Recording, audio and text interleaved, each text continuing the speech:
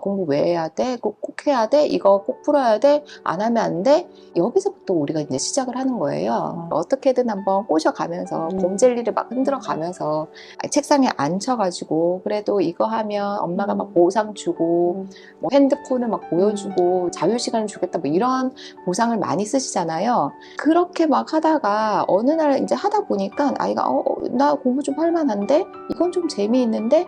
이렇게 느껴게 되는 그런 지점을 부모님이 찾아주는 거죠. 그 지점이 올 때까지 우리 부모님들이 수많은 본인만의 방법으로 아이를 이제 꼬셔가면서 이제 공부를 해오고 있는 과정이 보통의 초등식이에요, 초등식이.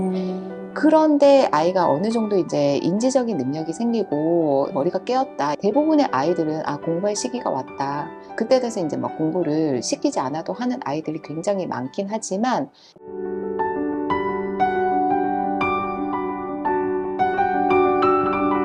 마음은 아닐 거예요. 이 사회 안에서 온전하게 잘 성장한 그 하나의 역할을, 제 역할을 잘할 수 있는 그런 어른으로 내가 키워야 되겠다. 이런 마음을 모두가 이제 가지고 계신 거예요. 그런 부모님들은. 내가 정말로 하나의 그 오롯한 어른으로 키우기 위해서는 사실은 뭐가 필요하겠어요. 여러 가지 아이에게 닥치는 크고 작은 갈등의 요소들, 문제들, 이런 것들을 아이가 해결할 수 있는 그런 능력을 키워주는 것이 엄마가 굳건히 지키고 있는 하나의 기준이 될 수 있겠죠. 그런 여러 가지 실패 요소들을 엄마가 방패처럼 다 막아버릴 것인가. 이런 것들은 고민해 볼 필요가 있는 거죠. 얼마 전에 목격을 했던 장면이 있었는데 어떤 큰 대회가 하나 있었어요. 제 아이가 이제 그 대회에 나가게 되어서 제가 아이를 딱 데리고 갔더니 엄마들이 얼마나 많았겠어요. 그 나와 있는 그 엄마들이 정말로 다 초조한 모습으로 아이를 이제 기다리고 있었는데 한 아이가 너무 빨리 나온 거예요. 그 대회장 안에서 다 끝냈다면서. 근데 엄마가 표정이 너무 어두운 거예요. 너 다 안 썼지? 너 제대로 안 썼지? 그거 거봐. 너 어제 엄마가 그렇게 하라고 했더니 안 봐도 뻔하다 이러면서 저는 지금 초곤초곤하게 이야기를 했지만 정말로 그 대회장이 떠나갈 때 아이에게 고함을 질렀거든요. 초등학생이었죠. 애가 엄마 뒤를 따라 나오는데 어깨에 이를 쳐져가지고 뒤를 이제 막 따라 나왔어요. 엄마는 이제 빨리 타 이러면서 이제 막 나가는데 그 아이가 가지고 있는 마음 좀 어땠을까요? 다음에 또 대회가 있을 텐데 그 아이는 이번에 설령 실패했다 할지언정 다음에 또 도전할 그 에너지가 있을까요? 나는 실패했어 이미. 다시는 하기 싫어. 엄마가 다시 하라고 하면 어떡하지? 무서워. 이런 마음이 들겠죠. 엄마가 그 아이의 그 크고 작은 실패에서 어떻게 그 실패를 바라볼 것인가에 따라서 아이는 내가 다음에 닥칠 그 실패를 먼저 생각해보고 이건 피해야 되겠다. 다시 해볼 만한 가치는 없는 것 같다. 나에게 굉장한 위험의 요소다. 이렇게 생각을 하겠죠. 엄마가 어떻게 실패를 바라볼 것인가, 이거는 우리 아이에게도 실패를 어떻게 바라볼 것인가를 간접적으로 알려주는 그런 하나의 지표가 될 수 있다라고 이제 보시면 좋을 것 같아요. 아이에게 그걸 하나의 실패라고 엄마가 프레임을 씌울 필요가 있을까요? 아이는 도전을 했고 아이가 뭔가 어려움을 느꼈을 거잖아요. 그랬을 때 다음번에 또다시 비슷한 일이 있었을 때 또다시 도전하게끔 만드는 그런 엄마의 말은 무엇일까요? 들어간 것만으로도 아이는 한 거잖아요. 너는 이걸 하려고 도전했잖아. 이게 얼마나 힘든 건지 알아? 남들이 하지 않은 그런 일을 너는 한번 시도를 해본 거야. 얼마나 대단해. 너는 해낼 아이구나. 사실은 5분 만에 나온 거 엄마 입장에서는 굉장히 좀 슬플 수 있잖아요. 프레임을 좀 달리 씌우는 거죠. 제가 이제 싫어하는 말 중에 델놈대리라는 말이 있어요. 네. 델놈대리라고 하는 프레임을 긍정적인 요소로 내 아이에게 씌우는 거예요. 5분 만에 나왔다는 그런 실패 요소에 부각한다는 게 아니라 너는 들어갔었네. 너는 했네. 이걸 어려운 것을 도전했네. 너는 다음에도 할 아이구나. 넌 뭘 해도 되겠다. 이렇게 프레임을 좀 씌워주는 거죠. 그냥 우리가 일상에서 자주 접하는 시험도 마찬가지예요. 뭐 시험을 아이가 잘 칠 수도 있고 못 칠 수도 있잖아요. 그럼 우리가 잘 쳤을 때 막 박수 쳐주면서 넌 진짜 될 놈들이야. 이 점수 봐. 너 진짜 이거 재능 있구나. 이렇게 할 수도 있잖아요. 근데 그게 아니라 실패했을 때, 좀 못 쳤을 때 훨씬 더 좋은 프레임을 좀 씌워줘야 돼요. 받아쓰기를 60점을 받아왔어. 애가 막 풀이 죽어가지고 엄마 나 60점 받아왔어. 이랬을 때 점수에 너무 이제 속상해하고 너가 이렇게 기죽은 모습을 보니까 너가 얼마나 잘하고 싶었는지 엄마가 너무 느껴진다. 너가 얼마나 속상한지. 이렇게 속상하게 내 마음이 드러난 거 보니까 너 다음엔 더 열심히 할 아이구나.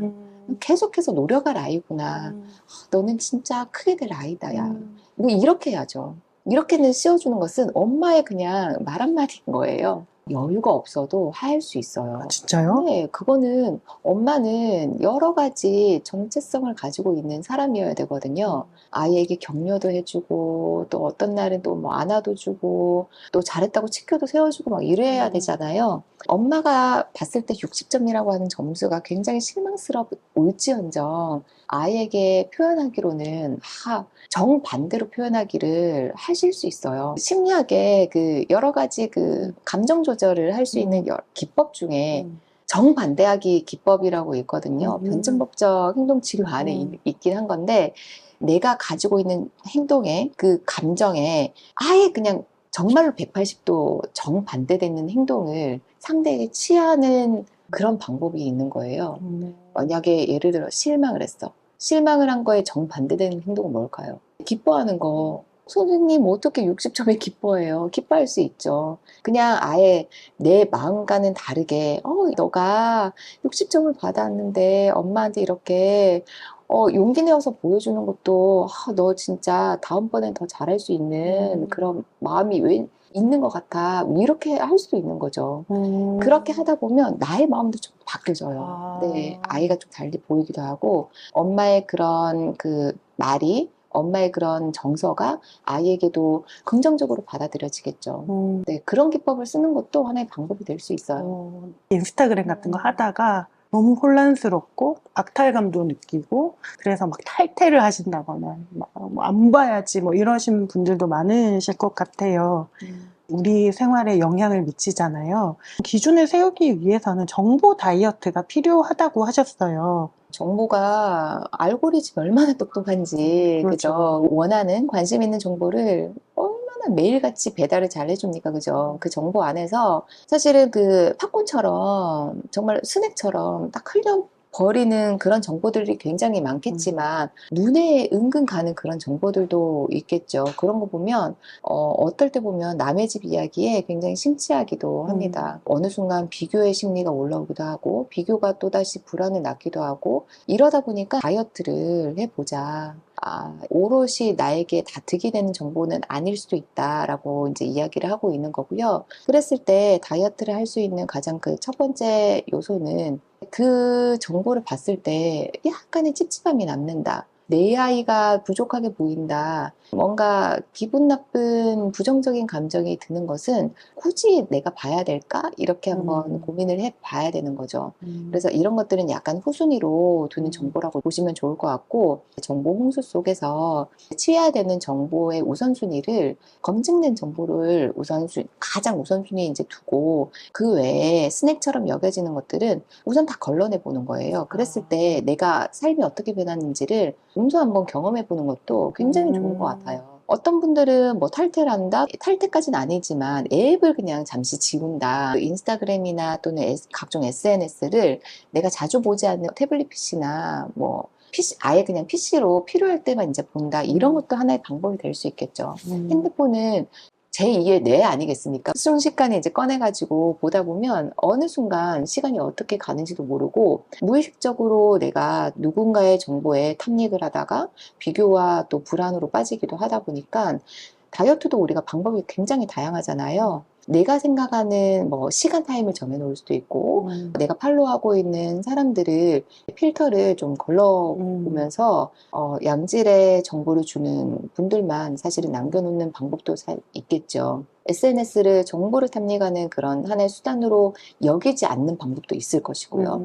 생활 패턴과 연관을 지어서 방법을 한번 강구를 해보시는 것을 이제 추천드립니다. 다이어트 하는 것은 무조건 추천. 저는 사실 잘 안 봐요. 제가 이런 그 역할과 직업을 가지고는 있지만 정보를 얻기 위한 여러 가지 도구로 사용하지는 않습니다. 제가 이제 주로 보는 것은 이 전문가의 검증을 거친 그런 정보들을 보는 것이고, 정보를 또 제공하는 창구로 그쵸. 생산자로서 쓰는 거지, 소비자로서는 사실은 저는 잘 안 써요. 유튜브도 사실 잘 안 봐요. 아. 보는 거는 뭐 집에서 운동하는 거, 뭐 그다음 노래 듣는 거, 뭐 요 정도. 부모님들이 이제 가장 바라는 거는 스스로 공부 주도성을 갖는 거라는 생각이 들어요. 시키지 않아도 잘하지 않을까? 아이의 내적 동기를 키워주는 그런 방법 혹시 없으실까요? 대부분의 아이들은 동기가 없다는 거에서 가정하고 시작을 하거든요. 공부하고 싶은 애가 어디 있어요. 동기를 자극하기 위해서 우리가 막 체계적이어야 되거든요. 동기가 없다고 우선 가정을 해야 돼요. 무동기예요, 애들은. 공부 왜 해야 돼? 꼭 해야 돼? 이거 꼭 풀어야 돼? 안 하면 안 돼? 여기서부터 우리가 이제 시작을 하는 거예요. 어떻게든 한번 꼬셔가면서 곰젤리를 막 흔들어 가면서 책상에 앉혀가지고, 그래도 이거 하면 엄마가 막 보상 주고, 뭐 핸드폰을 막 보여주고 자유시간을 주겠다, 뭐 이런 보상을 많이 쓰시잖아요. 그렇게 막 하다가 어느 날 이제 하다 보니까 아이가 나 공부 좀 할 만한데, 이건 좀 재미있는데, 이렇게 느껴게 되는 그런 지점을 부모님이 찾아주는 거죠. 그 지점이 올 때까지 우리 부모님들이 수많은 본인만의 방법으로 아이를 이제 꼬셔가면서 이제 공부를 해 오고 있는 과정이 보통의 초등식이에요, 초등식이. 그런데 아이가 어느 정도 이제 인지적인 능력이 생기고 머리가 깨었다. 대부분의 아이들은 공부할 시기가 왔다. 그때 돼서 이제 막 공부를 시키지 않아도 하는 아이들이 굉장히 많긴 하지만, 그런 시기를 우리가 조금 앞당기기 위해서 스스로 공부하는 아이의 모습을 막 보기 위해서 우리 부모님들이 이제 말이라도 조금 예쁘게 해주고 지지해주고 이러는 거죠. 지지형 부모의 모습을 보이는 것이 굉장히 중요한 요소다라고 이제 설명을 드리고 있는 거고요. 기준은 결국 우리 안에 있다라고 이야기를 하셨어요. 다양한 상황에서도 흔들리지 않기 위해 붙잡아야 할 기준이라던가. 부모님들께 너무나도 진짜 온 마음을 담아서 당부드리고 싶은 것은요, 제가 기준을 얘기를 하지만 그 기준은요, 내 안에 있고요, 그 다음 내 아이에게 있습니다. 그래서 타인에게서 우리가 자꾸 기준을 찾고 그 외부에서 제공되는 그런 여러 가지 정보들을 기준으로 삼을 때가 참 많은데, 그게 아니라 내 아이, 그리고 나 안에 있다고 여긴다면 내 아이를 어떤 눈으로 바라봐야 될까요? 확신 있는 믿음을 보여주셔야 돼요. 그러니까 진심으로 믿어주시고, 부모님이 본인을 잘 믿고 있다, 신뢰하고 있다, 이런 것들을 아이가 느낄 수 있도록 그것을 많이 전달을 해 주셔야 돼요. 당부를 드리는 거죠. 그래서 우리가 생각하는 아이에게 진짜 필요한 부모가 완벽한 부모, 정보를 많이 섭렵해서 이것저것 제공해주는 그런 컨설팅 해주는 그런 설계자형 부모, 이런 것들을 좋은 부모일까라고 생각하기보다는 내 아이만큼은 단 한 명 믿어주는 사람이 있다면 그 사람이 나여야 된다. 그 어떤 실패에도 아이가 비록 시험을 60점을 받아왔더라도, 선행을 다른 아이들 막 나간다고 하는데 내 아이는 속도가 안 나가, 이런 모습을 보인다 하더라도 그래도 내 아이는 결국은 잘할 아이야. 결국은 멋진 어른으로 자랄 아이야. 이런 믿음을 우리 부모님이 가지고 계셔야 돼요. 많이 표현을 주셔야 되는 거고요.